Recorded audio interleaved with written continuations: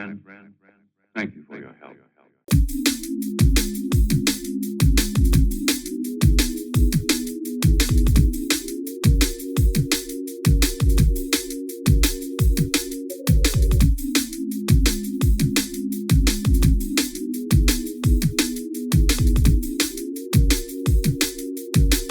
Welcome back. It's episode 5 already. I'm your host, Ghost.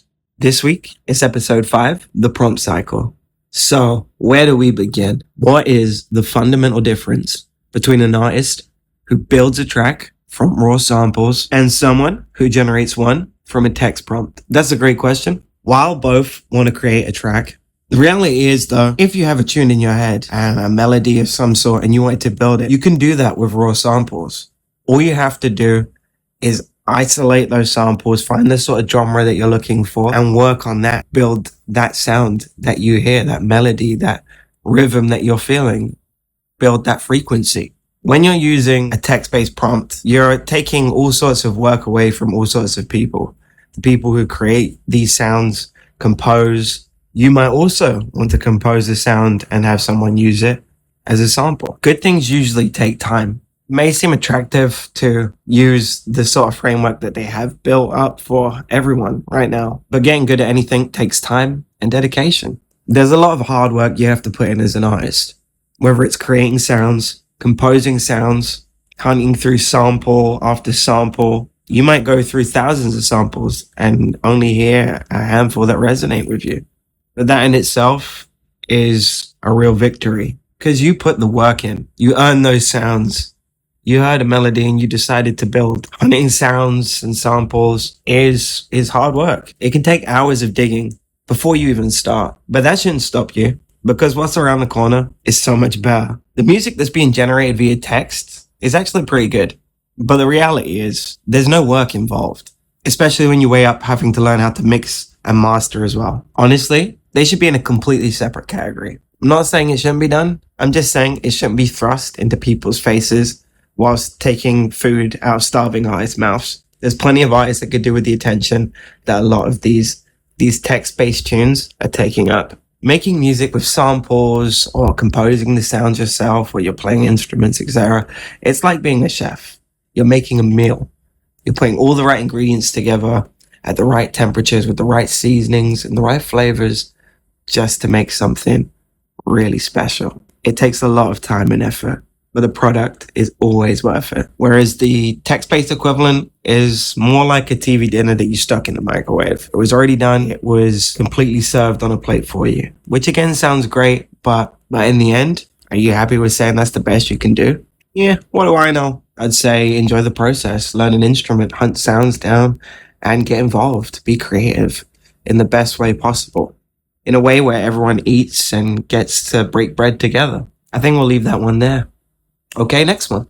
Why is the modern obsession with instant gratification starving the next generation of true creative talent? Well, this is where it all gets cooked off, comes down to the next generation. See, it doesn't actually just take food out of artists' mouths this generation.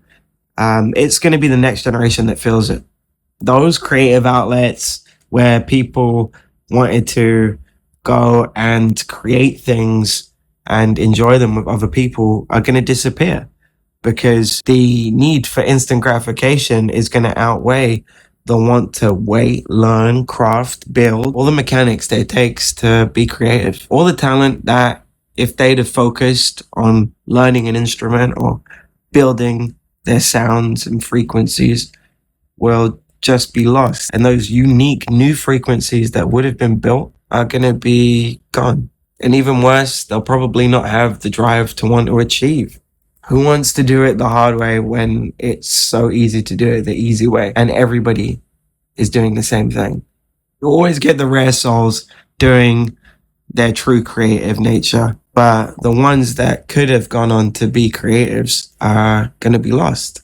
Personally, I think that's a huge shame, not just to take the food out of artists' mouths, but to lose all of that creativity, that unique creativity. And all the music you grew up and enjoyed just won't exist for the next generations because no one created it. Instant gratification now comes with a big price down the line. So while the likes are flying in and people don't really notice the difference, it's all good. But when your kids can't make a living off of doing something they love, that's when it's going to be real.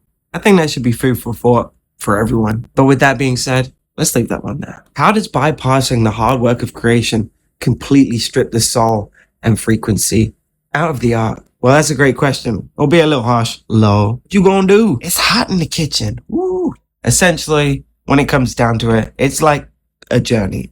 You're going on a journey building these sounds, creating these frequencies. Each piece that you create is another piece of that journey. It's something that requires lots and lots of time, lots of hours of dedication to something that you're passionate about. And when you're passionate about it, honestly, it's not as hard. If you're doing something you love, you're going to do it and be happy to do it. It's not tedious. It's therapeutic. For any piece of artwork to truly be personal to you, it takes time. It takes a lot of effort. You can make things really quickly, but just because you can, does it mean you should? Most of the time, the answer is no. You're robbing yourself of the journey that you get to go on creating, and you're robbing everyone of the sounds you get to create and the artworks and pieces you get to create. Aside from those starving artists, that's a real tragedy. I think there's something spiritual about putting work in and accomplishing something, even if it's hard. At the end of the day, the hard projects are the ones that you look back on with the most joy, knowing you accomplished something great. Who doesn't want to be great? Exactly. Empower yourself and build something beautiful. Even if it takes a few extra hours, it's worth it. I believe in you. You can do it if you so dare. And with that being said, chums, let's move on. Why is it so dangerous for the music industry to reward the TV dinner creators whilst the real Picassos are being pushed into the background? Fantastic question. Essentially, you're allowing the music industry to show you that they don't need anybody to create things and make money. They can just make money off of absolute thin air. No need to pay anybody because everybody is already liberated from creating. That fun?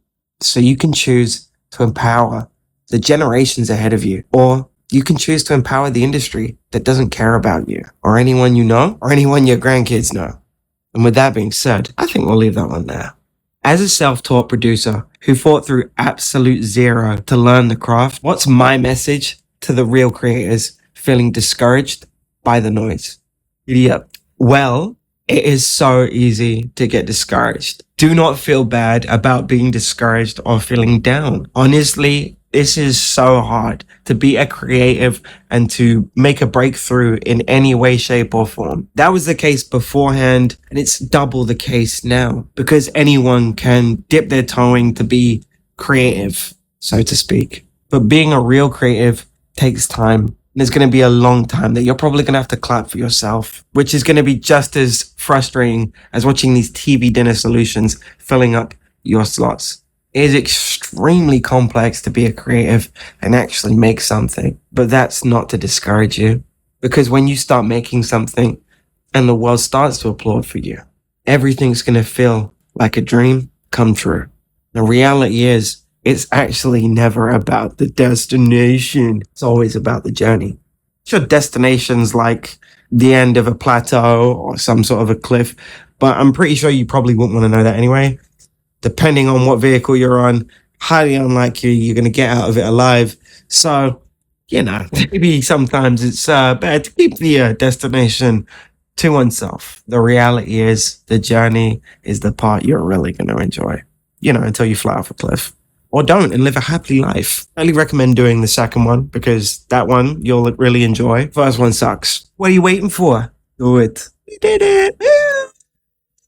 Can't believe that's the fifth one down. We did it. We did it. We did it. See, it just goes to show if you stick at something and you keep trying, you're going to suck at it for a long time, but eventually you will get better and it will get easier. It will still be worth it.